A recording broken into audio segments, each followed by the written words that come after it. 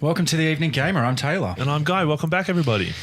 We keep saying welcome back because we keep taking a fucking breaks between episodes, which is completely unintentional. It is very unintentional, especially this one. The last one I went to Hawaii, which, was a holiday, but this one was again my fault. Got back from Hawaii and then was hospitalized. But I've also changed living venues as well. I just think that Can we stay on me for a minute? I just said I was hospitalized. Oh yeah, shit, sorry, yes. Are you okay? Yeah, well, I haven't been diagnosed yet. I find out next week. Oh, fuck. But yeah, I was pretty much on painkillers and keeled over for 3 weeks. Yeah. But I got some good gaming done. Upside. Such good gaming, in fact, that we're re-reviewing. We are re-reviewing Buldurs Gate 3. Buldurs Gate. This is new territory for us because we've always said that the fucking criteria and the ratings are solid. Well, but yeah, this one goes through the cracks of it because we reviewed it and it was like the third or fourth episode. We didn't put it through the full matrix. I only played Act 1 then. So now this is start to finish full review of a game of the year last year. All the pundits, everybody rated it highly. Here is our hot take on this game. And I think also that some games are just going to be conversational. Yeah. A little bit more conversational, and something like Buldurs Gate, because I started playing it as well the other week. Yeah.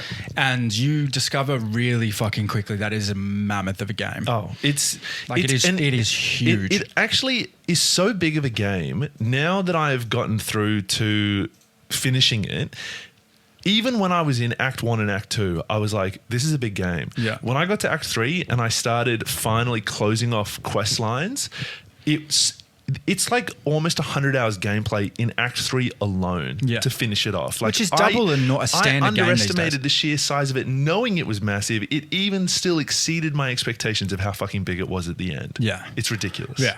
I mean, 100 hours for the third act. Well, you told me that you could actually accidentally avoid the third act by killing someone in the second. Yeah, I mean, you could send a dude in to blow himself up, which is early crazy doors. That's crazy to think about. Yeah, a whole back end of it. But that's why the game's so good, because it's like, so Ollie, my housemate, who one day will get on this pod, playing at the same time. He saw me playing it on the couch every day and he's like, I got to give this another chance. He loves his fantasy game, so he jumped back on it and he's been playing it at the same time as I was. Our journeys through that game, so different. Is there anything better than playing a game at the same time as someone else, especially a game like that where it's like experience is going to differ heaps. Yeah. Build, character, missions, quests. So good. He comes upstairs and he'll look at my character and we have a discussion like, where you at? What are you up to in the story? What are you doing? You gotta love that. Who are you running in your party? Like, it's super nerdy chat. And like our missos would just be like, fucking geez, come on fellas. Like, can we talk about anything else? But I mean, I had a lot of fun playing this game and I've been saying for some time I wanted to get back into it, give it another chance. And when I reviewed it back when, in episode 2, 3, I said, it's too big of a game for me. It's not an evening gamer game. Like you need to not have a full-time job to play it. And guess what? I just had 3 weeks off work. I was able to play the fucking game. Yeah, you've gone Hawaii into...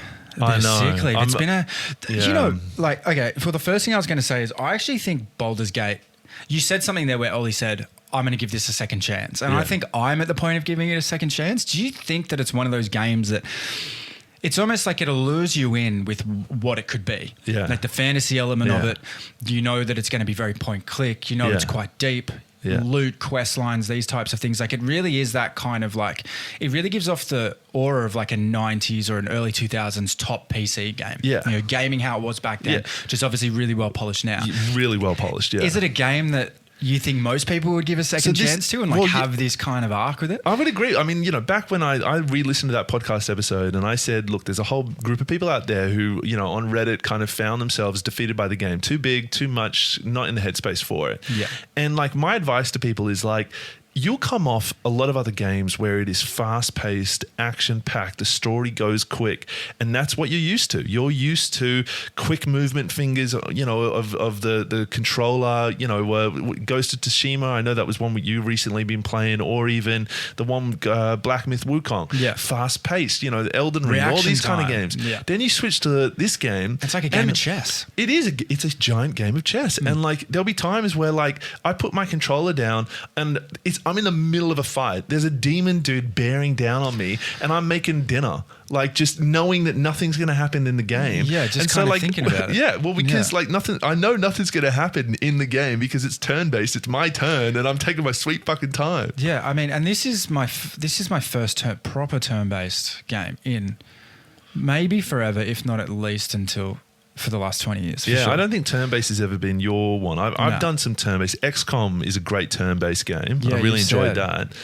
But yeah, so like I've played it through to through. I've given it a full amount of time. I looked at my total game time at the end, and I think those numbers are really increased because there's a fair few times I was like keeled over going, I can't play this, you know, and just left it running. So I know it's your play time's up at like 200 hours, but most of those hours are you just your turn. Dying, you're fucking cooking dinner in the background. Yeah, literally. Thinking, what do I do next? Well, yeah, and I mean, there was plenty of times where I was like, if I fucking say the wrong thing to this person, so and so's gonna get killed. This is going to happen. Like, you know, you've got to make the right decision, which is, and you know, there's this whole, you know, sort of opinions on this of save scumming, and save scumming is where you basically save just before a big decision or a big moment to load it up if it doesn't go your way. And because so many critical moments are based on dice roll in the game, little dice roll in the game. You can roll up and go, okay, you know, try and persuade someone, you fail, and then you're in a fight that goes for 4 hours, whereas if you get the roll right, they kill themselves and you win by default. Yeah, it's just crazy. And like, I've been playing a lot of chess lately as well. And like what you said there is like, you've got to think 3-4 moves down the line. Yeah. And it's the same in chess. Sometimes like grandmasters in chess are thinking fucking endgame, what they're doing early game. Oh yeah. You know, the pawn stays there, or I do this here and it's going to cause that later. Yeah. So there is still like, I have a lot of love for games like that as well. It's a real great game if you go, look, I just want to take my time a little bit on a game, just enjoy a story. It by the end of it, you know, when it all wraps up in some conclusion, you know, it like I was playing it going like, this is like a little bit of Mass Effect, the final game, where it's like all your heroes are there. It's a giant sort of ensemble piece. It's really visually pretty cool, you know, and the stories all wrap up. Yeah. And I put it down, you get really satisfied, you know, of going through that journey. But it did sort of take a fair while to get there. And I can imagine. As long as you enjoyed it on the way, like that's what I said. So like Ollie turned to me going like, fuck, it's dragging a bit. Like, you know, I just kind of want to get to the end. And I said to him, and I've said this on this pod before, good games, they come around rarely, you know, and if you're in it, don't burn it, you know, because like I've dropped it and I've downloaded probably about 6-7 games since I've dropped it, trying to find my next title. Yeah. And I'm really struggling to land on one. I re-downloaded Shadow of War. I haven't played it for 7 years. Yeah. You know what? My last game that I sat there, or like I woke up every morning and I was like, can't wait to fucking play this tonight or whatever it was. It was actually Grounded. Oh yeah, I remember that one. By Obsidian. Yeah. And I had the exact same thing. When I first played it, I got to a point where I was like, I want to finish this now. Yeah. And I hadn't really leveled up to the point where that was possible. So I put it down kind of out of frustration. And then when I came back to it, I had that mindset shift that you just spoke about of like, actually, I think I really enjoy the core elements of this game. Yeah. Not even just trying to finish the character arc and finish the storyline, but actually the base building. Yeah. I love the map. Like I love the collectibles. I love the crafting. Yeah. Like, so why am I trying to rush the part of the game that actually isn't bringing me joy? Why don't I start building bases all around this map and actually fucking enjoy the game for what it is? And when the end comes, the end comes. Yeah. I think it's like a human element of just progress and, you know, almost for progress's sake. Yeah. That if it takes too long, we get impatient with it and bored.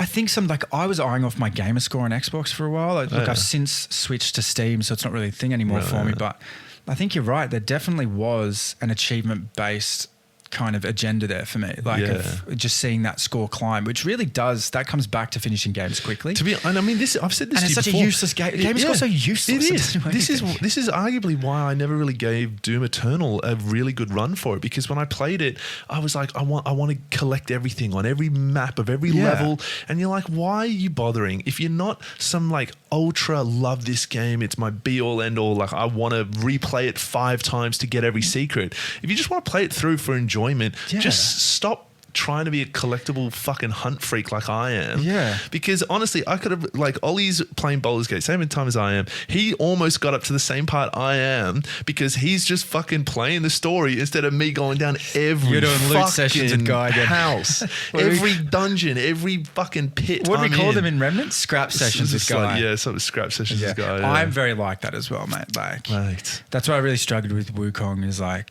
having no map and having to explore every bit of that map, just blindly, I think might have turned me off. So, and I should go back to that game and just do exactly what we're talking about. I focus on the things that I enjoy. So like I dropped Boulders, looked at my PS and my Xbox and was like, what do I play next? And I was looking at Black Myth and considering getting back on it because I only sort of was 3/4 through it and I wanted to close it out. And I probably still will at some point go back to it. Yeah. Downloaded on the Xbox arcade thing, Metal Gear Slug, which is like some arcadey turn-based thing. It looked pretty good and like it got reviewed recently quite well. Gave that a hot go.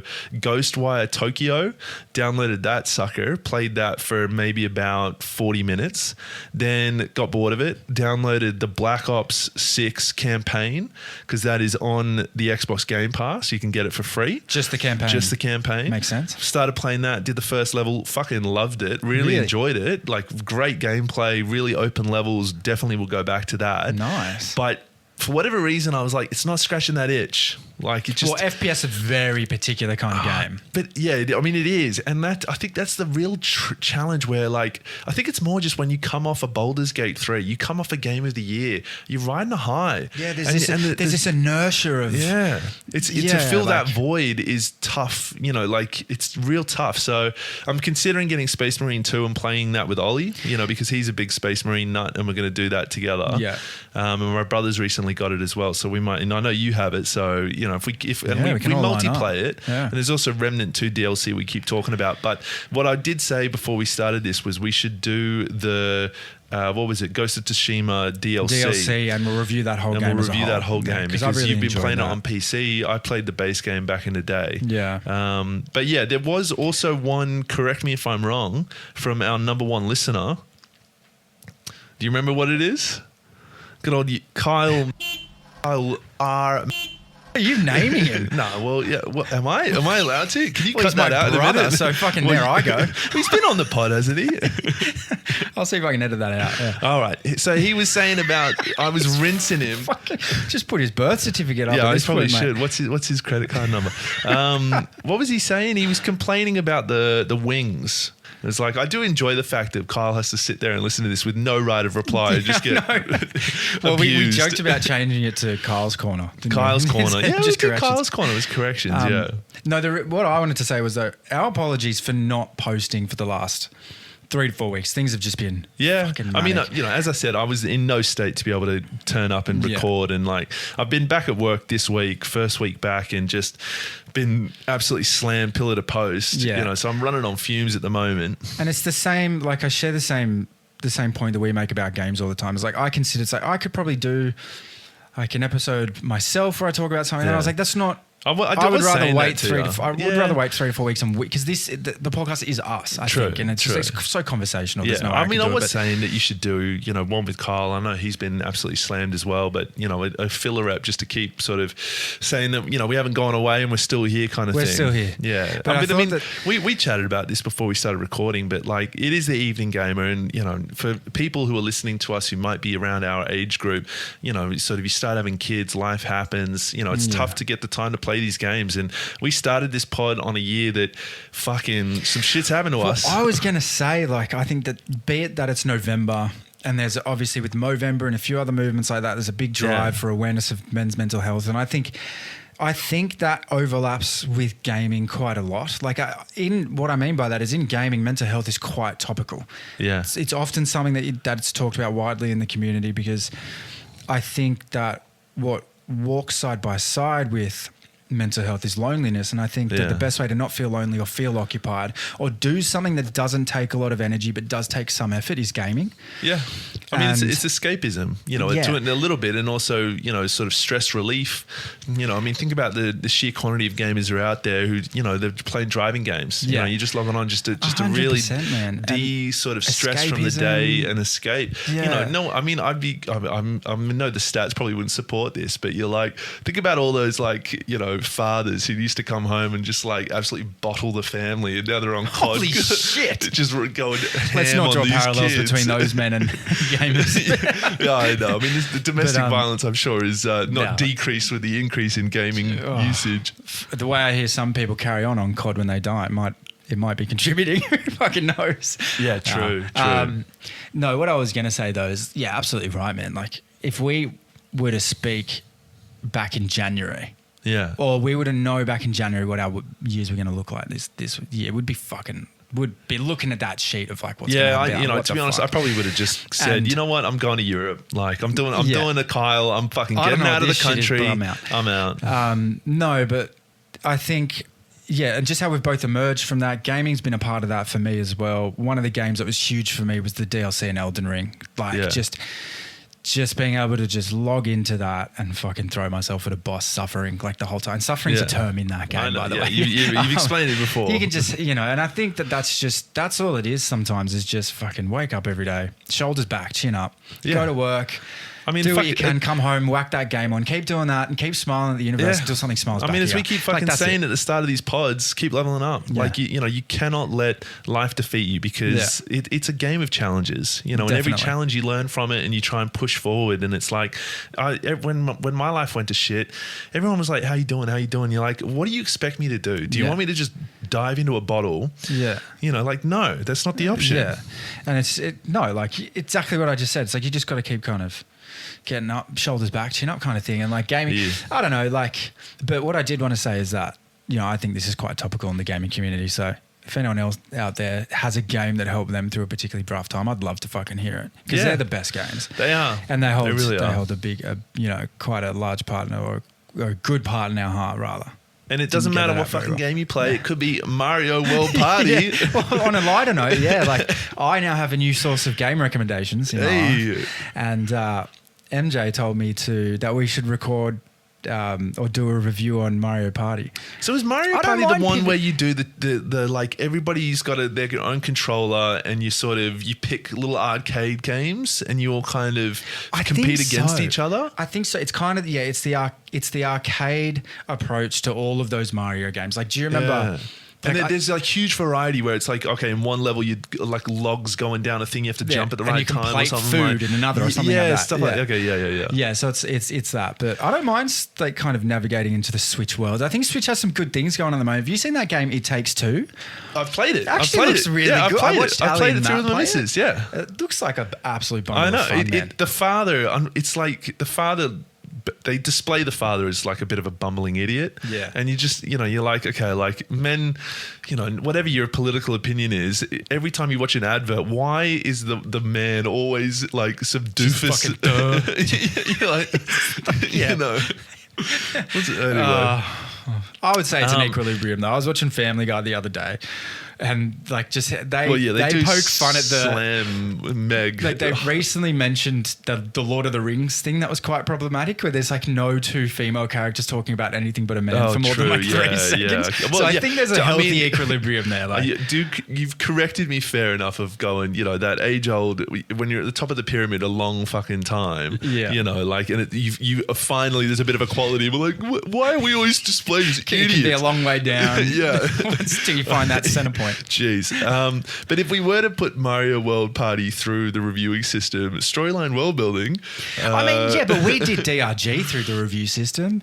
And I think that there has to be like, the way we look at games and review them is constantly evolving. I think that we need to make some exceptions for these games that don't have huge storylines and things like that. Okay, so storyline world building, you'd give it probably low on that. But field mechanics would be pretty good on that. Challenge and entertainment. You're versing other people would be definitely challenging. Maybe we are. Character dev build. I don't know if Toad evolves into a bigger Toad. Well, there's Mini Bowser though. There's Mini Bowser. Yeah, true. And then the loot and extras. What do you do with your shit? Yeah, I don't know, man. Do you level up? Anyway, let's just play Mario Party and see where we land. Yeah, but I'm here for it. So are we going to do a double date where we play Mario World Party? Maybe. Okay. Has she played this a lot? Because I'm competitive, and if she starts pieing me, I'll be really upset. I don't know. Oh, okay. I don't know yet. All right. I hope she demolishes you though. That'd be fucking funny. Well, to be honest, I fucking played with Em and That's she all about demolished me. teamwork, though. Em demolished me on it. Like, you know, this is the problem with dating chicks who play games. I mean, you get shown not up. always winning. Yeah, you get shown up. Oh no. You fucking reflexes. It doesn't bother me at all. No, what my is she sister being used to in? destroy me in Wii tennis. I was actually out when I was living with my sister. Smash Brothers. She was killing me. Yeah, same with them. Killing me. Just destroying me in it. And I was just like, fuck, this sucks. I was looking at her, where are you getting the dexterity to do this? Yeah. I was like, you know. How many hours have you spent on this, by the way? Your hand-eye you tell me you're not a coordination, gamer. Come on, Ali. I want to throw a tennis ball at you. Yeah. See if you can catch it. God. That's sexist. That is- Please excuse me. Okay, we are veering outside the lines here. Veering heavily. Buldurs Gate. Baldur's Gate. Buldurs Gate. So, as everybody knows, developed, published Larian Studios. They took it off BioWare and a number of other development studios. It was languishing for a little while of sort of not having a next one coming out, but it dropped. And I'll be honest, when it was sort of announced and coming out, it wasn't on my radar, wasn't a game I'd be interested in. You know, the only reason it got on my radar was because of how many people raved about it, you know, and how massive of a launch it was. Well, that's why I got on my radar because you were speaking about it.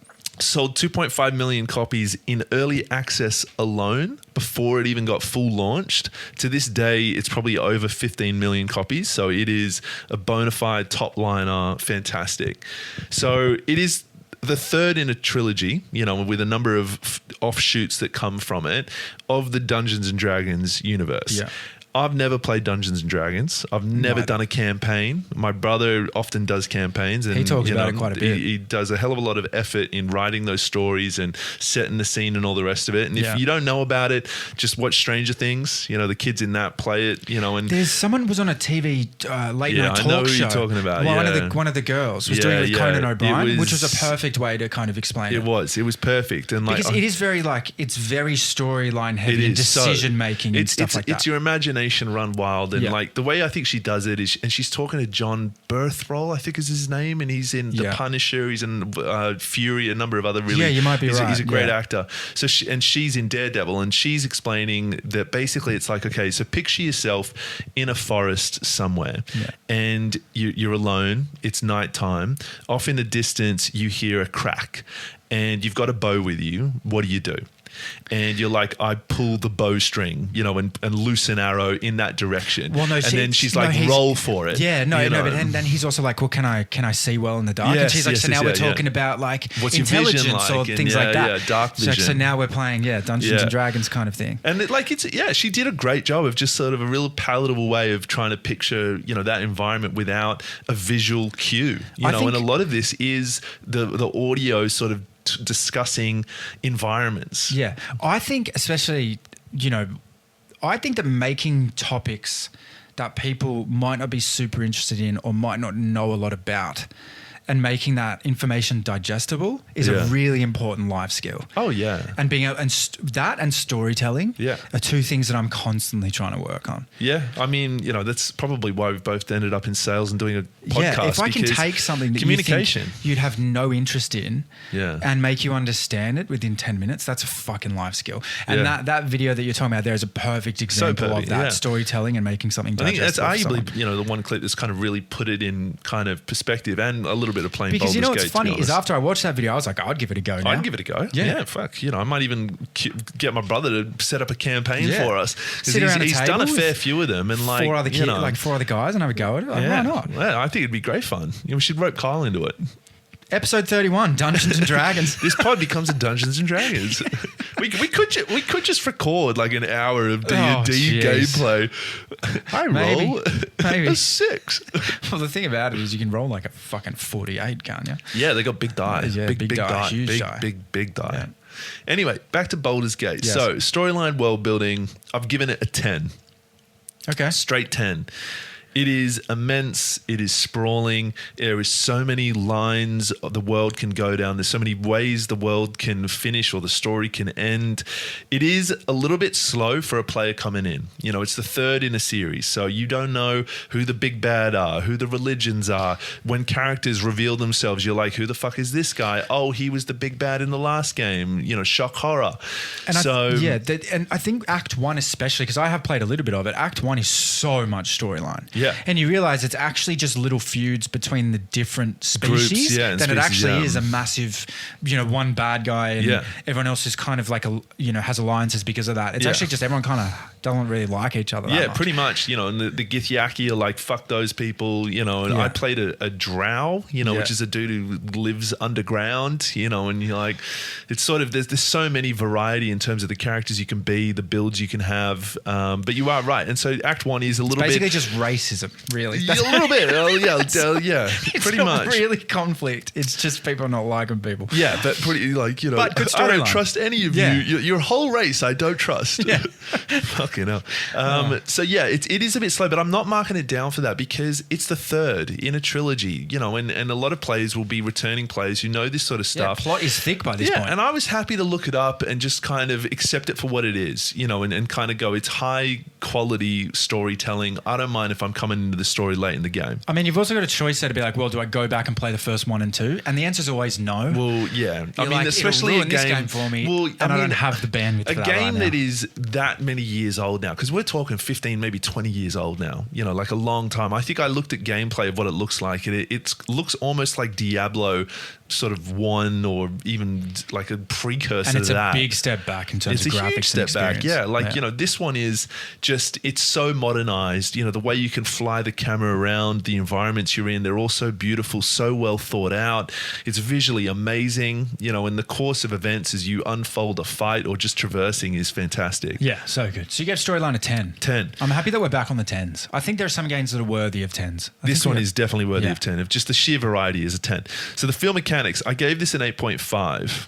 Now, Okay. the reason why I gave the feel and mechanics a lesser rating is not because it's turn-based. Turn-based is the cost of entry. That's the mechanic. That's how you 100%. play it. You can't really You have to accept it. mark So it I'm not down for marking that. it down for that. And I enjoyed it. The turn-based I enjoyed. So the upgrading, really critical of sort of, and that obviously flows into the other elements of it. But why I'm marking it down is the user interface. I'd agree with this. The fucking user interface, you are playing through this game and you don't know what's important. So you finish a quest and you end up with an amber piece and you're like, within an hour, you've forgotten why is that in my inventory? Who gave that to me? What's the relevance? What storyline is that a part of? Yeah. I don't get it anymore. And you just accumulate junk over the entire course of the game. You go to then finish a quest and they're like, like you didn't get X, Y, and Z. And you're like, fuck yeah, I did. Did I give it to someone Could you else? Did prompt me I a bit die? better? Did I drop it? Where the fuck is it? And it just doesn't do a great job of the way it also, your loot back in camp is so critical of like where you're storing all your good weapons and armor and all the rest of it. Quite quickly, you're like, fuck, I'm scrolling for hours and I'm in the windows on windows trying to figure out what's the right build for my character. And it's time consuming and not well thought out. Yeah, and also I found even with like interacting with things or different movements, it's like menu within a menu within a menu, and you're kind of like, it's menu heavy. I know. Okay. And like the missus, she was watching me play a lot of this, and she was just like, every time I look at the screen, you are in a menu, just scrolling, looking for things, and you're like, I know it's again, it's a perfectionist in me of going, I want my character to have the best build possible, and I was looking for synergy, in what this helm does, what does the armor do, does this feat dash, what's my movement set, momentum, like all the trigger statuses, where obviously you want to make your character as boss as possible. For sure. And it's time consuming to try and figure that out. So I marked it down, but only very slightly. It's a 0.5 on just the UI interface. Largely really good, just the loot side, but by the time I finished the game, I'd accumulated so much shit that I didn't do anything with it. Like I just looked in my case and I was like, I have so many I just go sell it off thousands. eventually. Well, the other problem is I want to sell it. Like I wanted to sell it for some dosh to then buy some other weapons from a good armor or whatever. You go and sell it to them, and it's like, one, you have to give them money to increase their relationship with you so they then give you a better return on the fucking money. Yeah. But two, you're like, okay, I sell all my jewels to you. You're now out of money. I've totally rinsed you of coin. I gotta go find some other fucking pelican to buy all my shit.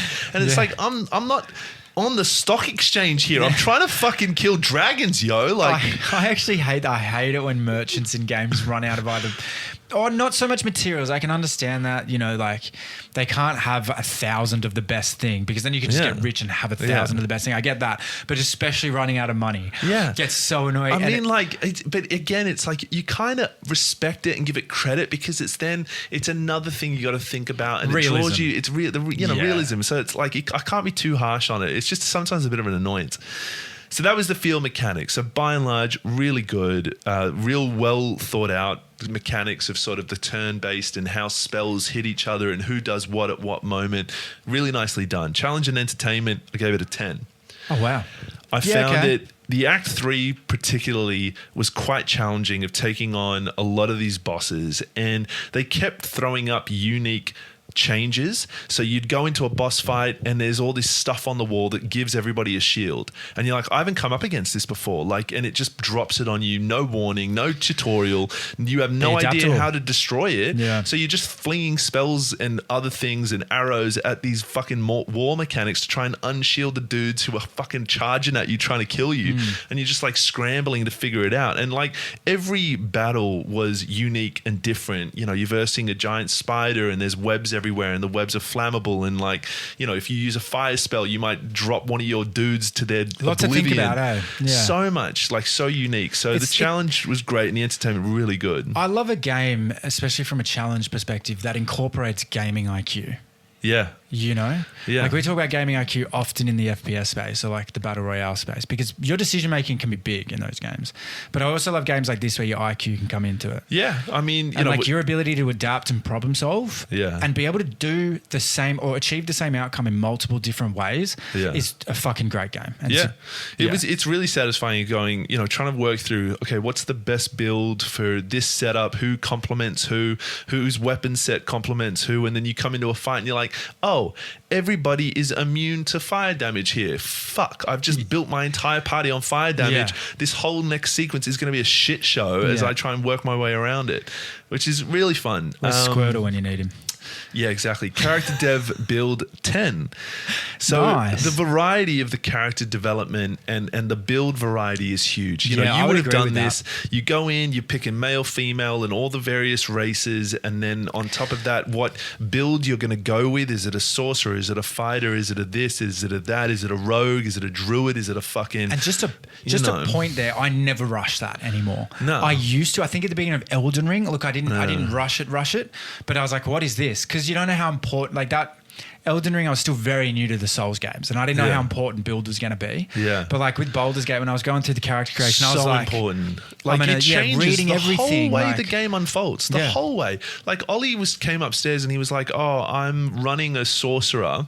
And he starts talking about a whole like mechanic that I never saw in the game because I never ran that character. Yeah. He had like resource points that I never even heard of. Yeah. And you're like, I played a rogue the whole way through. And like in hindsight, dog shit choice. The rogue is so fucking simplistic compared to every other character.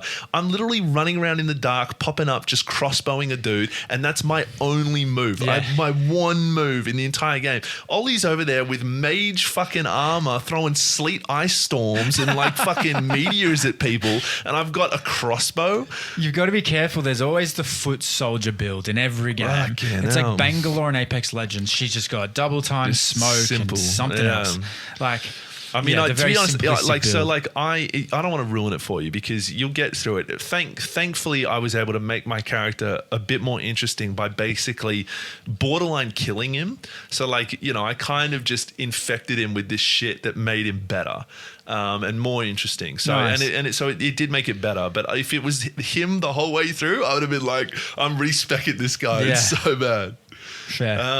Lots of variety of the build and the development, and you can multi-class as well. So when you get up to a certain level, you can be like, I'm going to cross this with someone else. But my advice to anybody playing this game is be really thoughtful with where you're putting your points because it changes the game a lot. If you just rush any level up, you'll quickly realize going, fuck me, the whole maybe Act 2 that I'm about to go into, I haven't put enough points into persuasion. I don't have a good character for persuasion. So So now I'm going to fail all my checks in that regard. So you got to be smart about where you're putting your points. Yeah, can you respec easily? You can respec easily enough if you've collected the character in the story who lets you respec. Oh, of course. It's not a dude who's just going to be there regardless. You have to go hunt this guy down to get him. Yeah. Loot and extras. There's so much loot. And I finished the game with mountains of shit, as I said.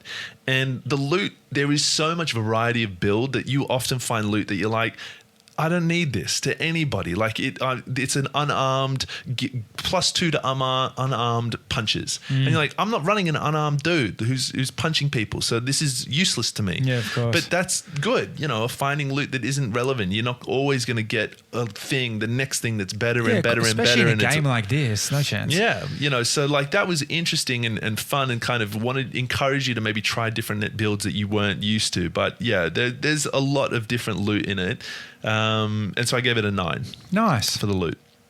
I saw that coming and actually pre-put it in for you. Oh, fantastic. So what does it end up at? Because I feel like it is, from what was back when we did it in episode 3, I'd have to look back at the score I gave then, because I think this should be more. Now that I've given give it to you live, mate. It's time in the sun. It is better. I can probably give it to you live. I'm not seeing it here. But I think it was like our 3rd episode. It was like when we did it. BG3 got an 8.1. 8.1. Okay, there it is. All right. And what are we at now? 9.5. 9.5. Fair. I like it. 1.4 uptick. Yeah. Like 9.5 is where it should be. It was the game of the year last year. It's a game unlike I've ever played anywhere else. It's really fucking good. I also don't mind this as a premise. Like, the first rating is almost like first impressions. Yeah. 8.1 first impressions. Act 1 done. Halfway through Act 2. Yeah. Get to the end of the game. 9.5 out of 10. Yeah. And it's a fucking huge game. I mean, right. Maybe we should do that a little bit more of like our first impressions, of being a bit honest with it. Because I always feel guilty that it's like we talk about a game and it's like, I didn't finish it. I didn't 100% it. Like with Black Myth, you get 3/4 of the way through it and you just, for whatever reason, drop a game. You're like, fuck, can we speak about it in confidence if you haven't gotten all the way to the end? Yeah, I think our reviews are definitely, somewhat aligned with the before you buy kind of, these are things you should know about. Like, this is what to expect that'll be good. This is definitely something they could have been better. Yeah. Or done better, rather. So, yeah, very much more aligned with this is the things you should know, and this is kind of where it stands before you buy. But no, like, I think we do a good job. I think we're discrediting a lot of it. I think, man, our reviews are good. Yeah. I think I agree with you. We look back at the Excel spreadsheet and where we're tallying games, and I back in the pillars of how we're doing it and the ratings that we've given it. I think most people could listen to this and go, the top liners that we've put in there. If you go switch over to that Excel spreadsheet of the sort of full leaderboard, eventually we'll have this publicly available, but you look at it and you go, yes, like we can honestly look at all those top 10 games: Elden Ring, Lies of P, Red Dead Redemption, Control, Outer Wilds, Returnal, Remnant 2, Sekiro, Alan Wake. That should be Alan Wake 2, I think. Is the top 10. It should be Alan Wake 2. That's the top 10. Alan Wake 2's just had a DLC, by the way, that's come out. It's worth playing. Yeah, right. If you haven't played Alan Wake 2, I recommend it. I'm doing Silent Hill at the moment. Oh, is it good? It's pretty good. Yeah, right. It's very Resident Evil. Okay. Like, you're not going to have a huge amount of movement. Like, just don't expect that from these games. Like, and I've played enough of the Resident Evils to know what I was walking into with Silent Hill. Have you played a few of those older, so like they re-released and remade Resident Evil like 2 through 4, I think they did? I'm not sure if I played the remakes, but I played Resident Evil back on PS2, like when Tomb Raider was coming out. So I've just played it on the PS5 of Resident Evil 4. Yeah. Did we review that in the last episode? I can't remember what we did in the last episode, but I just last finished episode it. Was a month ago, man. Yeah, I know. Far out. No, we did Wukong. Yeah. We know that. But I finished that. We can review that at some point because that was really fun. Wukong? No, Resident Evil 4. I was about to say we have reviewed Wukong. God, Wukong. Yeah, a bit of a couple of interesting topics in today's episode. Yeah. And a re-review. Yeah, it's nice to be back on the air, so to speak. Yeah, definitely. And, get back to consistency. Yeah, that's it. We'll try to get back to weekly. Yeah. Hang in there, everyone. Christmas right around the fucking corner. Yeah, I hope you've all put in your requests for what games you want for Christmas. Oh, I mate, certainly you have. usually get a handful. Yeah, my brother does a great job of it. We always make Christmas like a really big event, you know, and like Chris and I, because when we grew up, we didn't have tons of dosh to have like all the presents we wanted. Of course and not. so now like both he and I, obviously full-time workers, we're able to splurge. Yeah. And like the last few years, my mum's like, this needs to stop. This is silly. Like we 5 games. Well, we turn up for Christmas, like I've got all my arms filled with presents. Oh, I love it that. takes me like 3 hours to wrap that shit. We put it all under the tree. We could not see the carpet last year in our lounge room because the presents were like from tree to the fucking lounge. From wall to wall. And you know how long it takes us to open the presents? An hour? Like it's 6. 6 hours? I am the present hander-outerer. I sit there and hand them out one by one and everybody watches. And like whenever I tell people at work about this, they're like, you guys are fucking insane. And it's like, who wants to spend that amount of time with your family? Like, you know. You know what? My family's never been good at like receiving presents. Right. Like we're not great at like, you know the whole like saying like fake it till you make it thing? Yeah. That's just not my family. Right. So like even when I get a present, I'm so grateful for it, but I struggle so much to be like so genuine. uppity. Like I love the present, but I can't put on the like, oh my God, like thank you so kind of thing. much. So like my family just gets so nervous around receiving presents. Everyone's like, let's just open at the same time because then we can kind of bounce off each other. I'm exactly the same. Like apparently when I get given gifts, if I don't like it, I'll be like, cool.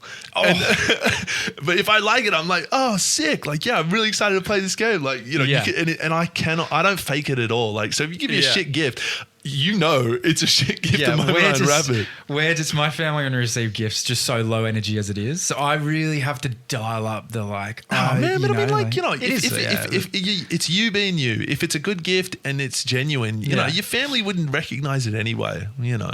But I just appreciate all gifts. Yeah, exactly. It really is it's the fucking thought. Old saying, but it's so true. Christ, it honestly. is so true. It's like the intention versus perception thing.